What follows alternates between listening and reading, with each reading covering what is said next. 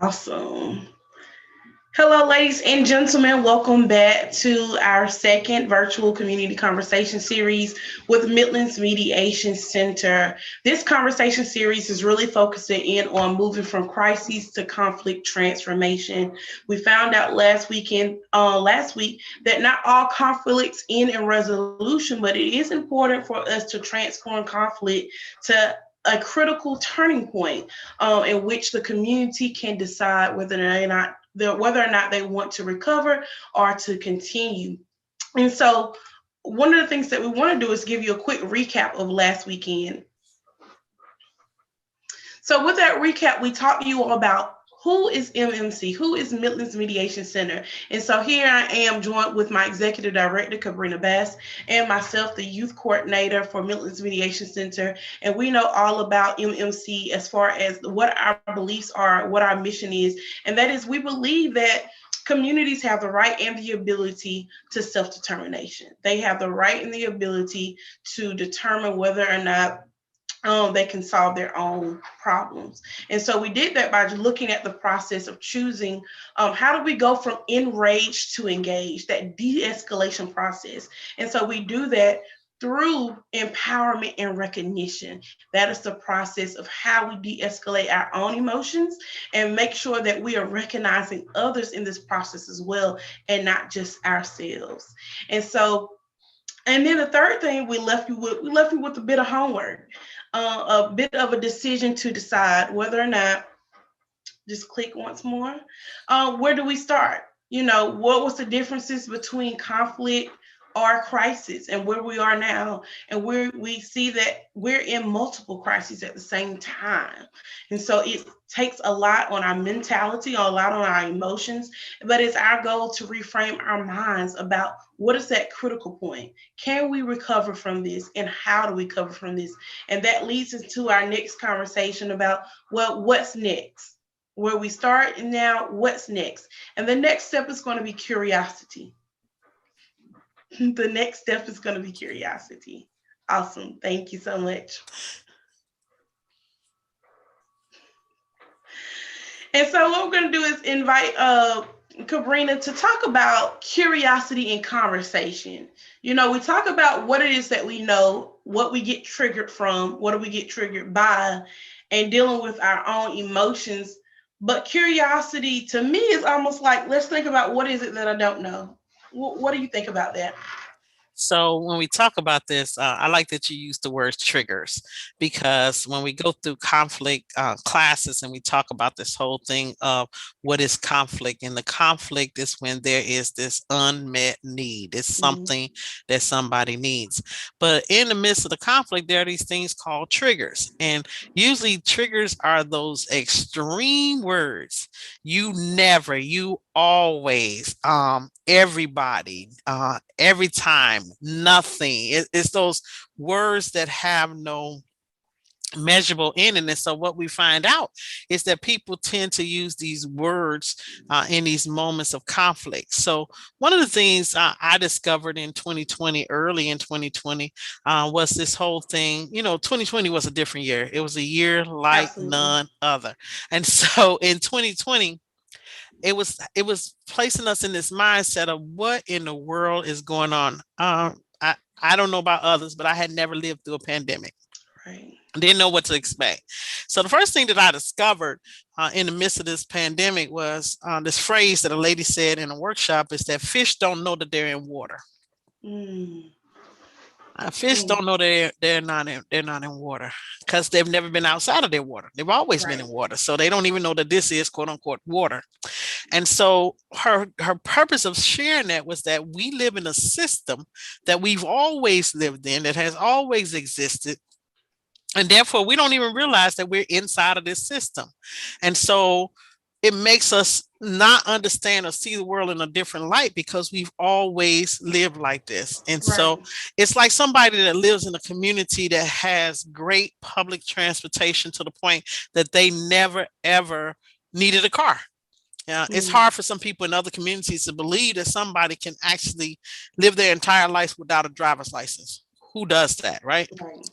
But there are people in communities that don't need cars because transportation is so easily accessible, so easy to get to that there's no need to have this thing called a car.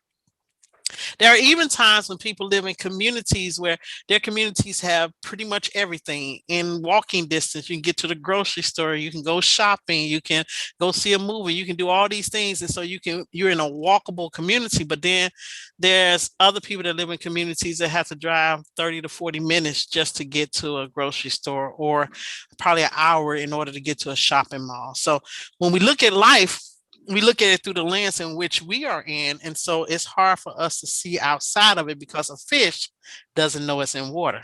Right. And so one of the things I found with this pandemic is, there seems to be a great awakening as well.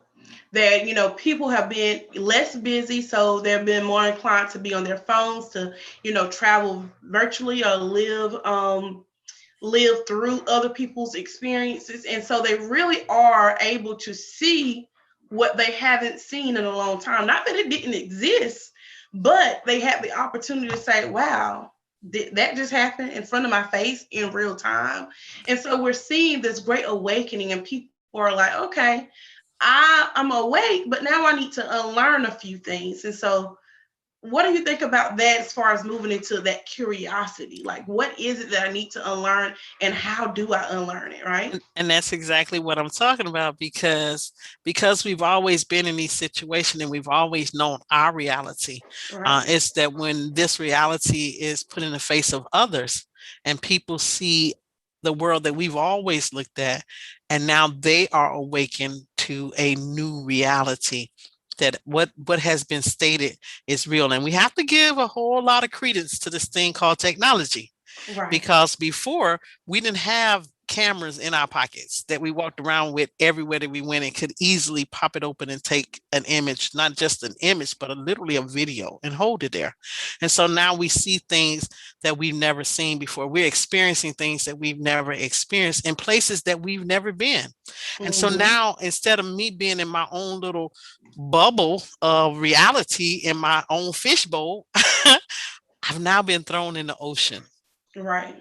But it's not just an ocean that takes me to my local space, but it's an ocean that I have the ability through other people's lens to see what they see. And Mm. so now, even though I'm still in my water, the space of my water has expanded significantly. And so I see different perspectives.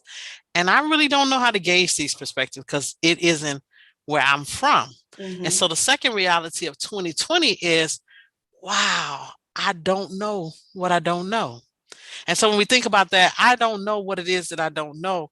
It makes me, instead of being so certain about certain things or knowing that I know the full fact of something, I have to pause and think, what is it that I don't know? You know, it's some things that happened when the pandemic occurred, and all of a sudden, children had the ability to get devices when for 5 years, we couldn't find a way to make sure that every child in school had a device. But all of a sudden, we're in the pandemic and they all get devices. Right. So I can't say we could have been doing that all the time. I don't know that.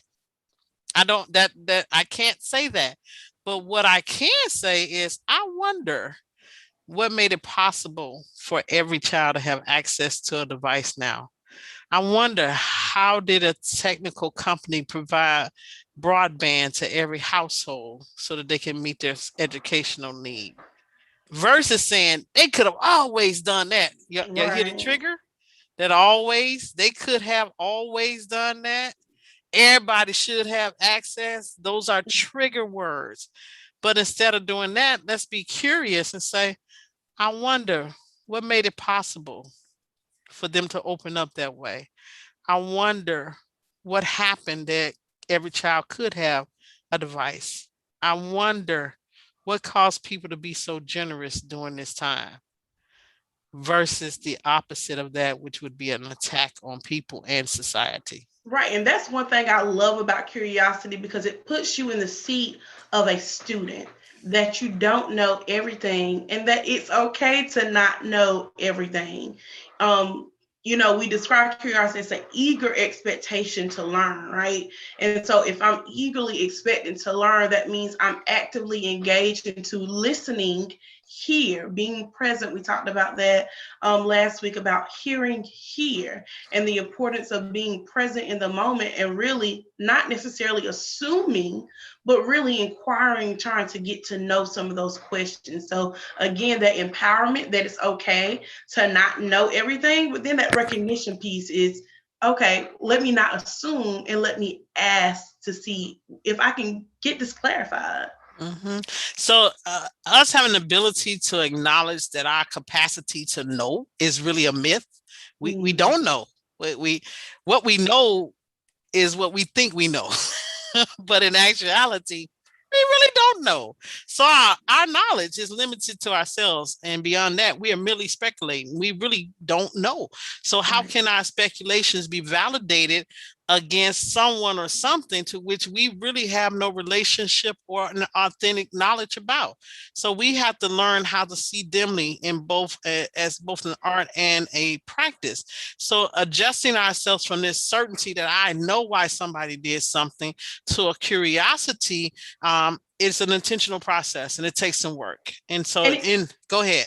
and it's so freeing to do that. When I talk and have conversations with parents, I have to, relieve them and saying, you don't have to know everything. We think that we have to know a lot about a little or a little about a lot. And really, it's can I understand how do I get to this resource that does know more in particular, more specialized in this particular area. Like we need to be able to free ourselves from that identity of I'm supposed to know everything because kids have questions and you might not have the answer to those particular questions, but kids have a natural wonder about themselves and about the world that we can definitely learn from. So I love that you're saying let's debunk that myth of knowing everything.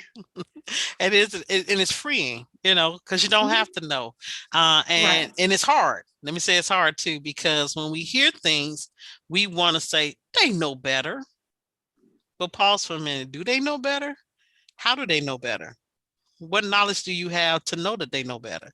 You don't. Mm, You really don't. So this whole process of really thinking and being intentional and not so quick to right. respond, but to really think about what it is that's happening around you and who are you talking to and what is their experience? What is their knowledge base? What's their family of origin?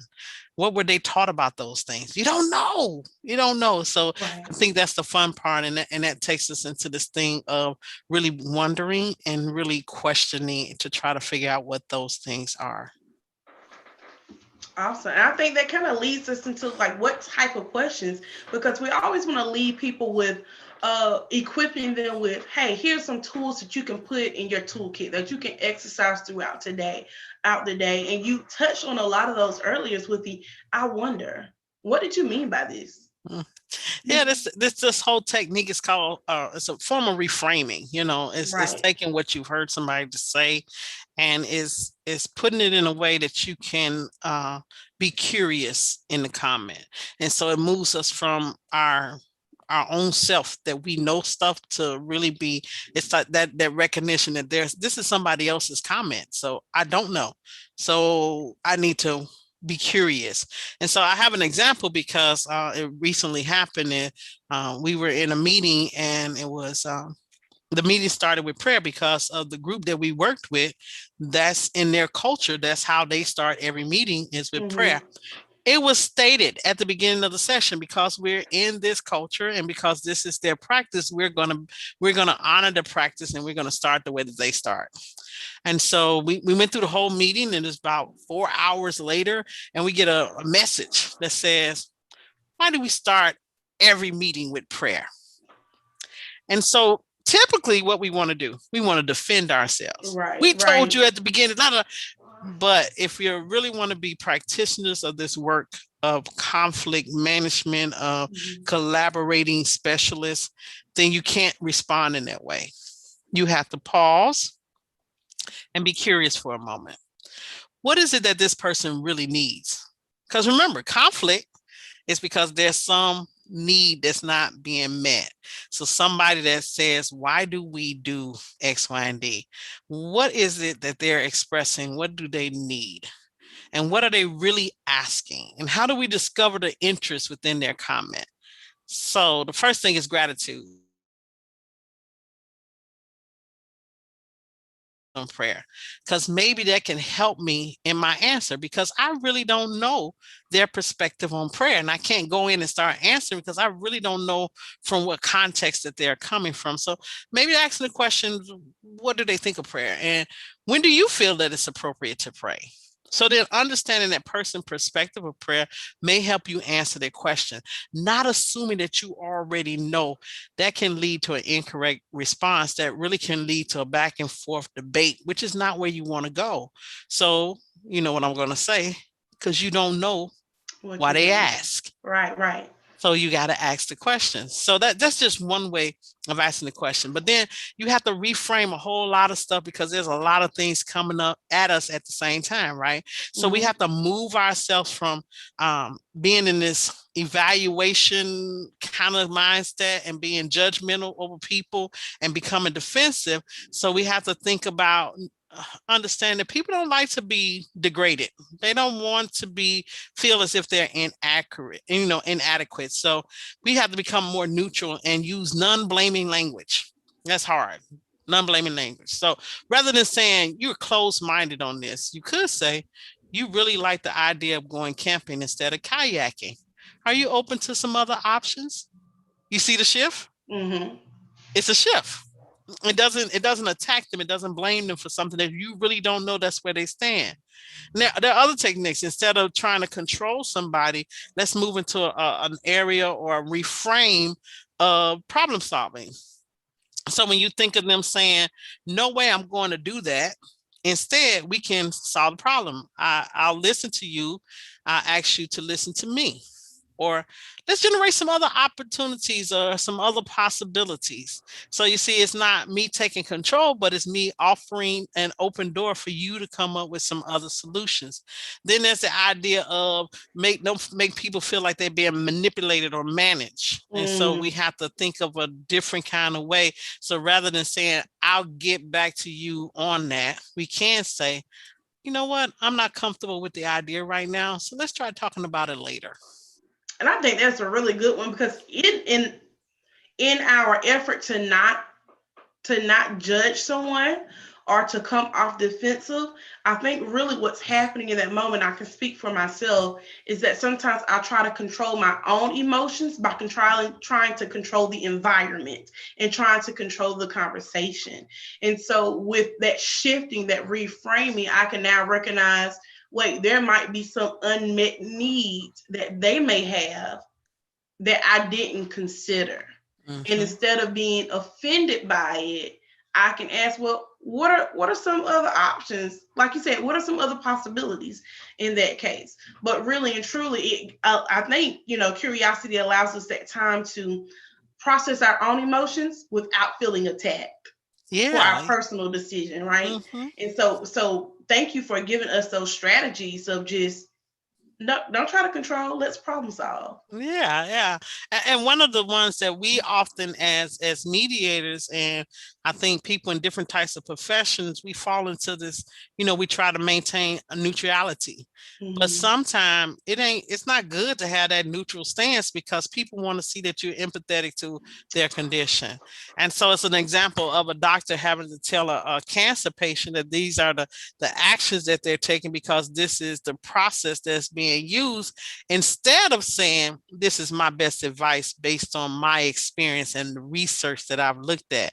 Not that it's so certain that it has to be that way, but then asking the patient, so what do you think? Will this work for you?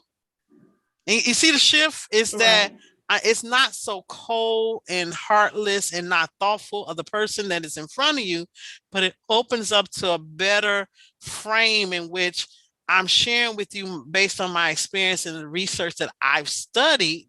This is the pathway forward.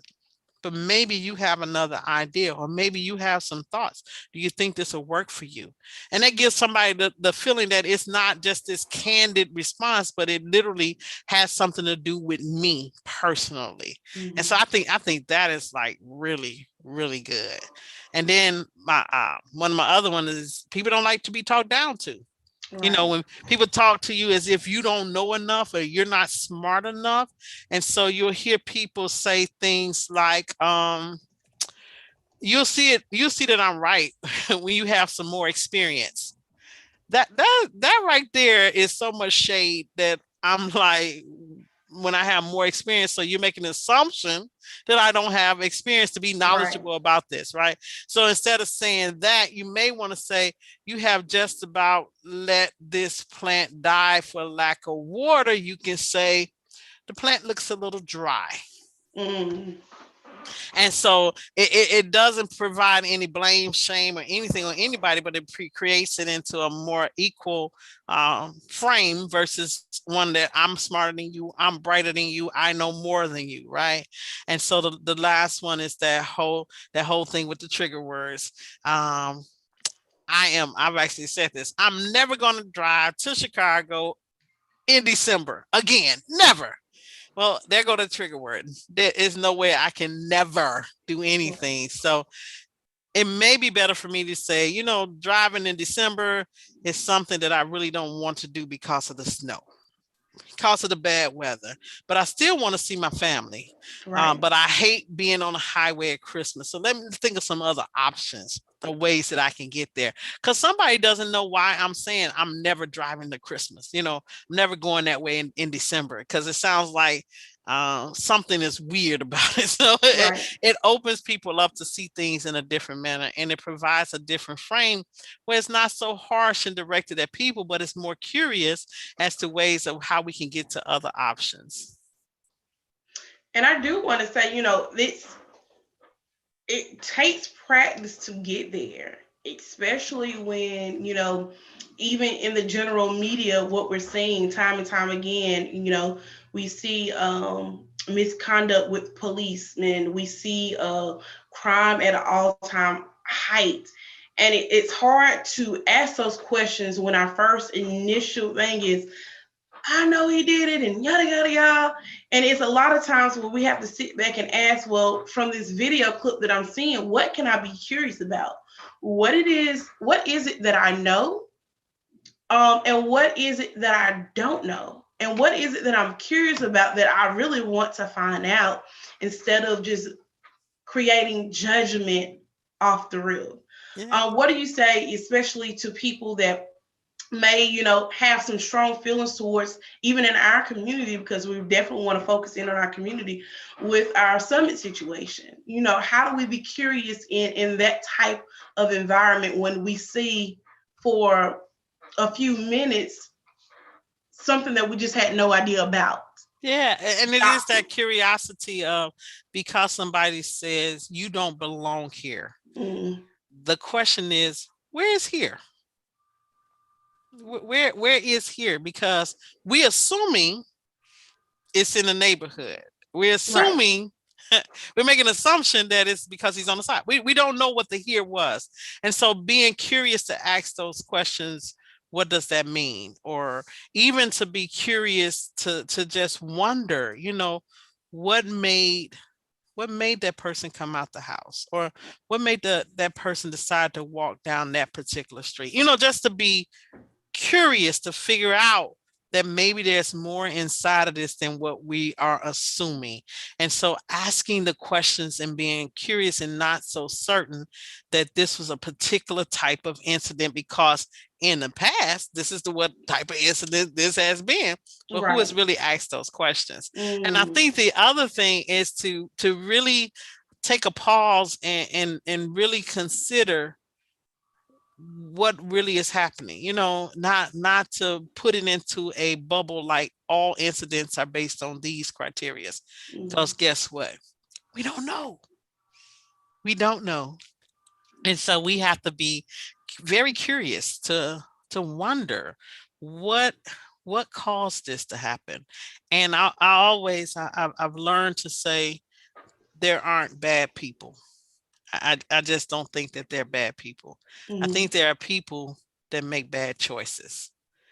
And we all know every choice has a consequence. And our Right. choices lead to those consequences. So some bad choices were made. And why were those choices made would take a long conversation with a lot of people because it's this thing of polarization, right? You're right. It's like we start off. I love this symbol of polarization that we start off together here and we all good, and then somebody disagrees with somebody and another person disagree, and then we start to expand and we get further and further apart, and then we start to take sides. They think this way and they think that way, and we constantly are pulling ourselves further and further apart that it becomes them and us. And Right. then there's this huge gap between us that really doesn't have to exist if only we took the time to build a bridge back that bring us together, and that is the bridge of conversation and That's it. communicating And so I I think can that's learn what we more. touched on last week with that critical point. You know, we'll reach a critical point where we're either going to choose death,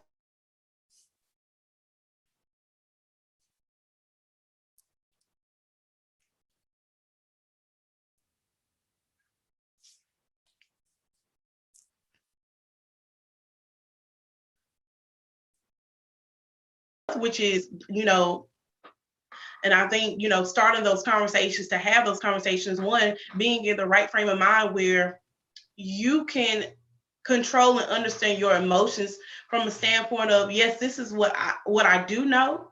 A part of what I know triggered me. Why did it trigger me? And let me handle that. But then let me figure out what is it that I don't know so that I can see the complete picture and get the complete concept and say, well, how do we prevent this from ever happening again?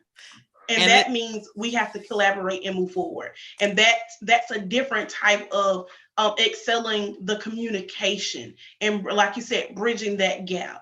And I'm excited to talk about that next week. That sounds great. But I want to say thank you so much because I think the more we talk through these types of things and share some of the techniques of reframing and actively listening to hear what somebody is Mhm. saying and not listening so that we can respond back to it makes a difference. And it brings us to a whole new level of communication and being curious. And so not being so certain that you changed that because you Right. just didn't want me to have that. Mm, absolutely. Did I really change that for that reason? I mean, you're making some assumptions, so let's move from those and really be curious. Why did you change that? And maybe you'll discover a need that I had that you weren't aware of. Of And course. so, yeah. And these types of conversations are super important because I, for one, am a student of life. So I know that I don't know everything. And I know that even in this job, in this role, I am being challenged to grow in ways that I didn't even think were possible. And I don't ever want to grow alone. So I'm inviting everyone who hears this conversation to grow with me along for the ride so that we can together build a better community for a future generation. So I'm excited to see what we can do in the next coming weeks, even with this community conversation series. And so next week, be on standby to listen to how do we excel communication, how do we move up that ladder as we're de-escalating our emotions but increasing that community engagement. That's the piece that we definitely want to make sure that we're incorporating. So if you have any questions, feel free to contact us. On the screen, our office telephone number is 803-714-1176, or you can most definitely email us at either EXDIR, which is short for Executive Director, at midlandsmediation.org, or you can email myself at youth@midlandsmediation.org. Thank you all so much for being with us, and we look forward